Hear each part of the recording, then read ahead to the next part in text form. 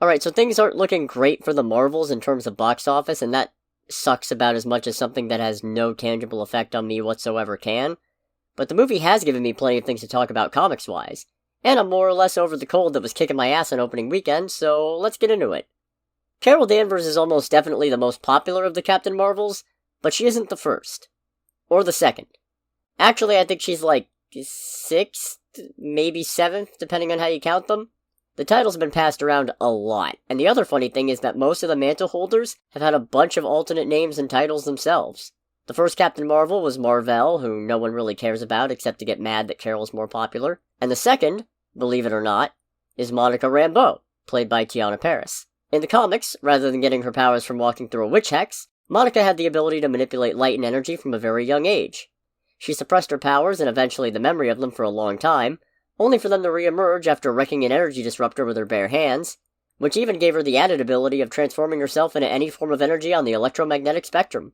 The media named her Captain Marvel, she moved from Louisiana to New York, joined the Avengers, and was even their chairwoman for a little bit before things fell apart due to official worst Avenger ever, Dr. Druid. Ultimately, she gave up the Captain Marvel name to Mar-Vell's son, Genis-Vell, who had already started using it, and took on the name Photon instead. Not before having a good old brainwashing-involved superhero punch-up, though, as tends to happen. Rambeau would go on to become an agent of Next Wave, formed by the not-as-ironically-as-you-might-hope named anti-terrorist group Hate, only to quickly go rogue and try to sabotage their parent company, the Beyond Corporation.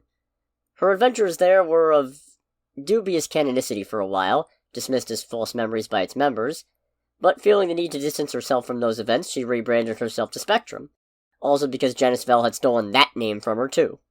From there, she became part of the Secret Avengers, Cap's team trying to fight the Superhuman Registration Act, the Mighty Avengers, a group formed by Luke Cage during one of Thanos' invasions, the Ultimates, a group trying to proactively solve universal problems in the wake of Secret Wars, and even Strike Force, which...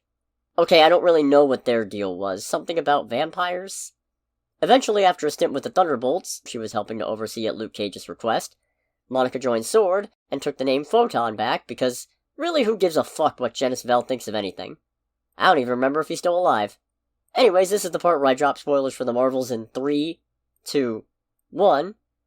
All the names and renames and rebrands that Monica's gone through becomes really funny considering that she still hasn't officially adopted a name as of the end of the movie.